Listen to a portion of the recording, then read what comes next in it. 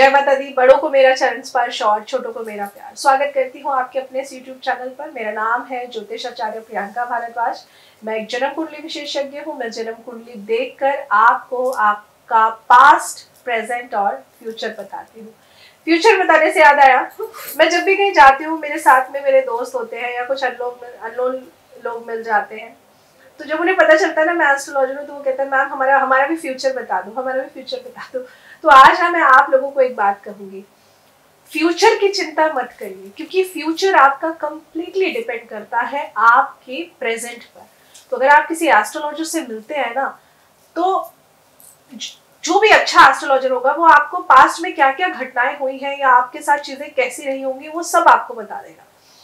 तो आप अपने प्रेजेंट को सुधारिए। प्रेजेंट यानी कि आपका आज, आप आज को सुधार लेंगे ना तो आपका फ्यूचर अपने आप ही बढ़िया है। फ्यूचर का मत सोचिए कि आज आपके पास कुछ नहीं है, फ्यूचर में आप करोड़पति बनेंगे या नहीं, ऐसा नहीं होगा। तो बस इस चीज का ध्यान रखिए। तो आइए शुरुआत करते हैं मिथुन राशि वालों के लिए मार्च का महीना क्या लेकर आया है। मार्च के मंथ में क्या क्या खास होने वाला है आप सबके लिए। तो सूर्य, शुक्र और बुध ग्रह क्योंकि अनुकूल स्थिति में है, तो ऐसे में इस मंथ का जो बीच का हिस्सा यानी कि 15 तारीख के बाद का हिस्सा रहेगा, मिथुन राशि वालों के लोगों के लिए बहुत ही अच्छा परिणाम लेकर आया है। शनि अपनी ही राशि में नवम भाव यानी कि भाग्य स्थान में स्थित होंगे। बृहस्पति अपनी ही राशि में 10th हाउस में विराजमान रहेंगे। मंगल का द्वादश भाव में मिथुन राशि में पहले भाव में गोचर करना आपके रिश्तों में समस्या थोड़ा सा पैदा कर सकता है। इसके परिणाम स्वरूप आपको अपने जीवन साथी के साथ थोड़ा सा सामंजस्य बिठाने में दिक्कत आ सकती है। रिलेशनशिप के थोड़े से इश्यूज हो सकते हैं। इस मंथ का जो स्टार्टिंग रहेगा वहां पर देखिए, क्योंकि मंगल का वृष राशि में स्थित होने की वजह से आपको अपने स्वास्थ्य का ध्यान बहुत जरूरी रखना है, क्योंकि कहीं ना कहीं आपको गले से संबंधित दिक्कत। मंगल का देखिए काम क्या है, मंगल एक फायर प्लैनेट है, अग्नि तत्व की अग्नि तत्व का ग्रह है और मंगल हमारे ब्लड का कारक है। तो मंगल जब वृषभ राशि हमारे बॉडी पार्ट में, हमारे गले में, तो मंगल जब वृषभ राशि में बदलेंगे तो कहीं ना कहीं आपके गले में दिक्कत हो सकती है।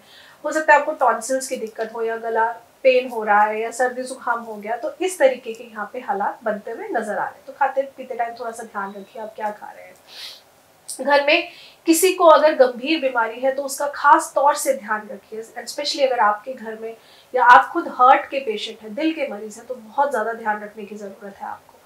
सूर्य, बुध और शुक्र ये 3 ग्रहों की स्थिति अनुकूल है, जिसके चलते कहीं ना कहीं मिथुन राशि के में जन्मे लोग, आप लोगों के लिए मंथ का जो बीच का पार्ट रहेगा आपके पारिवारिक जीवन के लिहाज से तो मैं कहूंगी अच्छा साबित होगा। 6ठे भाव में यानी कि 6th हाउस में, 6th हाउस के स्वामी के रूप में पहले घर में स्थित मंगल रिश्ते में भावनात्मक मुद्दों को ट्रिगर कर सकते हैं, है ना। तो थोड़ा सा आपको एग्रेशन, गुस्सा बढ़ता हुआ नजर आएगा, जिस वजह से आपकी कड़वी जुबान की वजह से थोड़ा सा परिवार का माहौल खराब हो सकता है। इसी वजह से परिवार की खुशी थोड़ा सा प्रभावित होते हुए नजर आ रही है, तो गुस्सा मत करिए। परिवार में अननेसेसरी की अवांछित, मतलब जो हमें नहीं चाहिए, गलतफहमी होने की बहुत ज्यादा संभावनाएं दिख रही हैं। लेकिन दशम भाव में बृहस्पति की स्थिति परिवार में समस्याओं को समाप्त कर सकती है, इसलिए घबराइए मत। अगर आप नया घर लेने का सोच रहे हैं लेकिन कुछ समय से अटके पड़े हैं, तो इस मंथ में कहीं ना कहीं आपको हम आगे बढ़ते हुए देख सकते हैं। इसके लिए बैंक से लोन लेने का भी अगर आपने सोचा था तो थोड़ी बहुत अड़चने जरूर आएंगी आपके लिए, लेकिन आपका काम बन जाएगा। मैं ये बोलूंगी थोड़ा बहुत आप रेमेडीज करिए, उपाय करिए, चीजें सेटल हो जाएंगी। ये मैं इसलिए बोल रही हूँ कि हो सकता है एक बार में ना हो इजीली, दूसरी बार में ना हो, तो हारिए मत, हिम्मत मत हारिएगा। समाधान आपका इसी मंथ हो जाएगा। मंथ के लास्ट में घर का माहौल भी अच्छा बन जाएगा, क्योंकि स्टार्टिंग में पीरियड अच्छा नहीं, बीच में थोड़ा सा ठीक, फिर लास्ट में चीजें बेटर हो जाएंगी, सॉर्ट आउट हो जाएंगी। बस जो ध्यान रखना है ना आपको, 6ठा घर मैंने कहा रोग, कर्जा, बीमारी, तो इस घर में क्योंकि ये घर आपकी छवि लोगों पर बिगाड़ सकती है, तो अपनी छवि को, अपनी इमेज को पॉजिटिव बनाकर चलिए, सकारात्मक बनाकर चलिए। आपके न्यू फ्रेंड्स भी बनेंगे। नौकरी करते हैं तो ये मंथ बहुत ही सामान्य रहने वाला है तथा कोई भी समस्या आपको नहीं देखने को मिलेगी अगर आप अपनी जुबान को कंट्रोल करके चलें। आपके 9th हाउस में, नवम भाव में करियर के मालिक यानी कि शनि उपस्थित है और दशम घर में, दशम भाव में बृहस्पति, सूर्य, बुध और शुक्र इस महीने अनुकूल रूप में स्थित है, जिसकी वजह से, जिसके कारण अगर मैं बोलूं तो आपके करियर में बहुत अच्छी प्रगति देखी जाएगी, लेकिन धीरे धीरे होगी, तो घबराना नहीं है आपको। ग्रहों की जो भी चीजें मैंने आपको बोली है, स्थिति सामंजस्य रूप से सही होने के कारण आपके कार्य में प्रदर्शन दिखाने में आप सक्षम हो सकते हैं और कड़ी मेहनत के कारण पदोन्नति भी आपको डेफिनेटली मिलते नजर आ रही है। लेकिन 10वें घर में बृहस्पति की स्थिति आपको कहीं ना कहीं थोड़ी बहुत असफलता दिलाएगी, मतलब अड़चने आएंगी, रुकेंगी।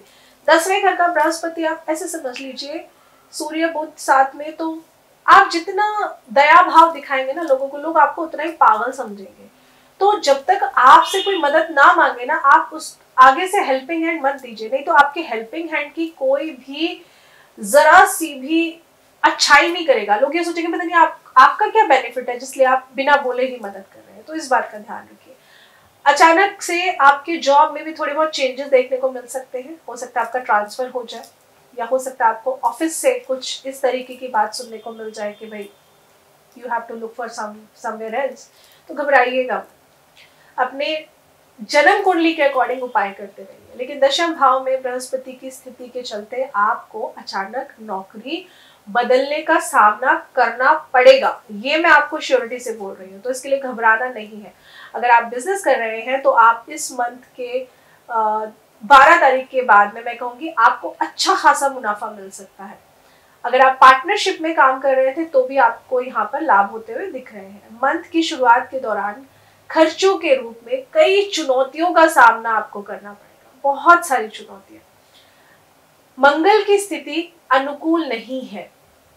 आपकी चंद्र राशि के संबंध में पहले घर में मंगल आपको आपकी इच्छा अनुसार फल नहीं दे रहा है, जिसमें आप देखेंगे कि परेशानियां आ रही हैं, जिसकी वजह से आपके खर्चे बढ़ जाएंगे। आप देखेंगे कि खर्चों का सामना आपको ज्यादा करना पड़ रहा है।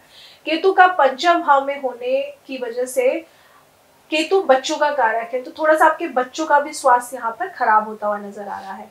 बच्चों के स्वास्थ्य के ऊपर अधिक धन खर्च हो सकता है। इसके अलावा दशम भाव में बृहस्पति की स्थिति आपको मतलब आपके मन के विरुद्ध तरीके से पैसा खर्च करने का कारण बन सकती है। आप चाहते नहीं है खर्च करना, फिर भी करना पड़ेगा। इसकी वजह से आपको हो सकता है कि कर्जा भी लेना पड़े।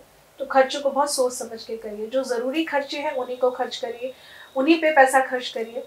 लोन लेने से बचिए पॉसिबल अगर हो तो, क्योंकि मंगल इस महीने अनुकूल रूप में नहीं है, तो ये कर्जे की स्थिति को बढ़ा देता है। मंगल अगर जन्म कुंडली में खराब हो जाता है तो आपके रिश्ते सबसे बिगड़वा देता है, आपकी बनी बनाई प्रॉपर्टी तक ही बिकवा देता है।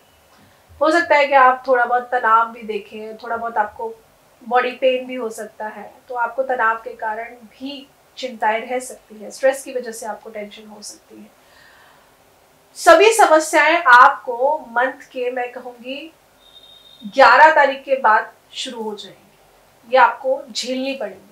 अगर आप लोगों को ब्रीदिंग रिलेटेड प्रॉब्लम है, खास तौर से अस्थमा का प्रॉब्लम है, तो बाहर जाते समय हमेशा आप अपना इनहेलर अपने साथ रखिए, ये बहुत जरूरी है, नहीं तो आपको मुसीबतों का सामना करना पड़ सकता है।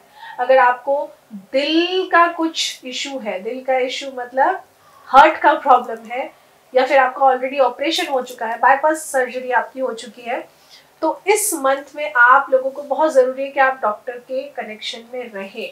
देखिए सब ठीक है, कोई बात नहीं, एक बार नॉर्मल चेकअप के लिए चले जाइए, ये जरूरी है आपके लिए। शारीरिक रूप से फिट होना आपके लिए बहुत बहुत बहुत ज्यादा महत्वपूर्ण है।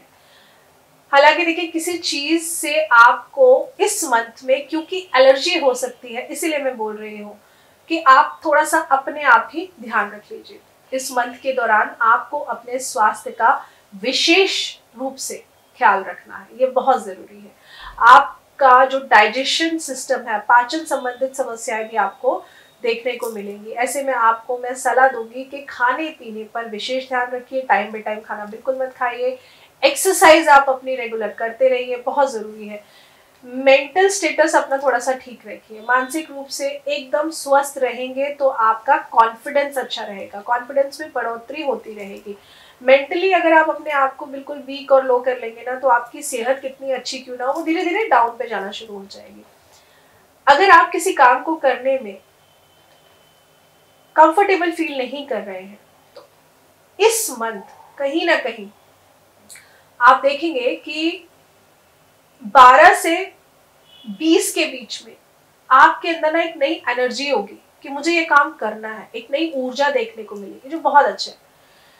क्योंकि मंथ के थर्ड वीक की अगर मैं बात करूं, कोई इंसान आपसे द्वेष की जो भावना रखता है वो आपको परेशान करने की कोशिश करेगा और आप अपने आप को अंडर एस्टिमेट नहीं करेंगे। तो ये चीज कहते हैं ना, दुश्मन भी कभी कभी बहुत कुछ सिखा देता है। तो आपका दुश्मन ही आपको ऐसा कुछ सिखाएगा कि अगर आप लो फील कर रहे होंगे ना, फिर से आपके अंदर एकदम एनर्जी आ जाएगी, आप सोचेंगे कि नहीं मुझे तो ये चीज करनी है, चाहे ये कुछ भी कर ले। और जो लोग मैरिड हैं, जिनके वैवाहिक रिश्ते में दिक्कत आ रही है, तो देखिए आपके 10वें घर में बृहस्पति की उपस्थिति के कारण आप लोगों के अंदर ना थोड़ी ईगो आ जाएगी, जिसकी वजह से आपके प्यार भरे रिश्ते में समस्या हो सकती है। तो मंगल, क्योंकि ग्रहों के रूप, मंगल देखिए खुशियों का कारक है ना, और मंगल ही खराब हो जाता है तो ये खुशियों में समस्या पैदा कर देता है। तो कुल मिलाकर ये मंथ वैवाहिक जीवन वालों के लिए, जो जिनकी मैरिड लाइफ अच्छी चल रही थी, इस पीरियड में थोड़ा सा दिक्कत दे सकती है, रिलेशनशिप इश्यूज आ सकते हैं। तो थोड़ा सा बस सामंजस्य बिठाकर चलने की जरूरत है। शादीशुदा लोगों के लिए ये मन थोड़ा ज्यादा संभल कर चलने की जरूरत है। एक दूसरे पर विश्वास बनाए रखिए, किसी की बातों में बताइए, क्योंकि किसी तीसरे व्यक्ति के द्वारा आप दोनों के बीच में कोई बहुत बड़ा मतभेद पैदा हो सकता है। अगर आप एक दूसरे से कोई बात छुपा रहे हैं तो उसे बता दें, खुलकर बात करिए, नहीं तो स्थिति संभाले नहीं संभलेगी। ये सही पीरियड है बताने का अभी, क्योंकि किसी तीसरे से पता चलेगा ना तो बहुत ज्यादा दिक्कत हो जाएगी। उपाय के तौर पे आप हनुमान चालीसा का पाठ कर सकते हैं। हनुमान चालीसा का पाठ करने से आप देखेंगे कि आपकी मैरिड लाइफ जो लड़ाई झगड़े की स्थिति बहुत बनी हुई है ना, धीरे धीरे नॉर्मल हो जाएगी। तो आशा करती हूँ आपको जानकारी अच्छी लगी होगी। जानकारी अच्छी लगी हो तो वीडियो को लाइक जरूर करिए, नीचे कमेंट्स में जय माता दी जरूर लिखिए और चैनल को सब्सक्राइब करना मत भूलिए। जय माता दी।